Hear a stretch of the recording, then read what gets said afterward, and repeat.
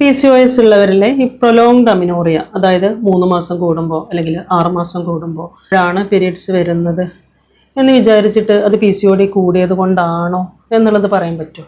ഒരിക്കലും ഇല്ല. അത് ആളുകളുടെ തെറ്റിദ്ധാരണയാണ്. ഞാൻ എൻ്റെ ഒരു എക്സ്പീരിയൻസ് പറയാം. 3 മാസം കൂടുമ്പോൾ അല്ലെങ്കിൽ 6 മാസം കൂടുമ്പോൾ പീരീഡ്സ് ആയിട്ടില്ല, PCOD ഉണ്ട് എന്നും പറഞ്ഞു വരുന്ന പേഷ്യൻസിൽ സാധാരണയായി ഞാൻ കണ്ടിട്ടുള്ള ഒരു ട്രെൻഡാണ്. അതായത് ഇവരോട് സ്കാൻ ചെയ്യാൻ പറയും.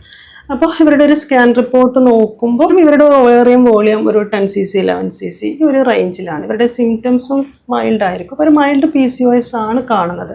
എങ്കിലും ഈ ഒരു മൈൽഡ് PCOS ഉള്ളവരിൽ എന്തുകൊണ്ട് ഇത്രയും കാലം കൂടുമ്പോഴാണ് പീരീഡ്സ് വരുന്നത് എന്നതിൻ്റെ റീസൺ അറിയാൻ വേണ്ടിയിട്ട് ഞാൻ കോമൺ ആയിട്ട് ചെയ്യുന്ന ഒരു ടെസ്റ്റാണ് വൈറ്റമിൻ D ടെസ്റ്റ്.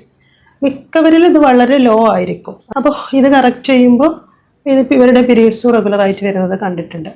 അപ്പോൾ വൈറ്റമിൻ D എന്ന് പറയുമ്പോൾ it's more than A vitamin, like it's A hormone എന്ന് തന്നെ പറയാം. കാരണം നമ്മുടെ ഹോർമോണൽ സിസ്റ്റത്തിനെ ഓവറോൾ കൺട്രോൾ ചെയ്യുന്ന ഒരു വൈറ്റമിനാണ് vitamin D. Hypothalamus, pituitary, ovary, അതുപോലെ എൻഡോമെട്രിയം, ഇവിടെ എല്ലാം വൈറ്റമിൻ Dൻ്റെ റിസപ്റ്റേഴ്സ് ഉണ്ട്. അപ്പോൾ നമ്മുടെ ശരീരത്തിൽ വൈറ്റമിൻ Dൻ്റെ സപ്ലൈ വളരെ കുറവാണ് എന്നുണ്ടെങ്കിൽ ഹോർമോൺസ് പ്രോപ്പറായിട്ട് ഫങ്ഷൻ ചെയ്യില്ല.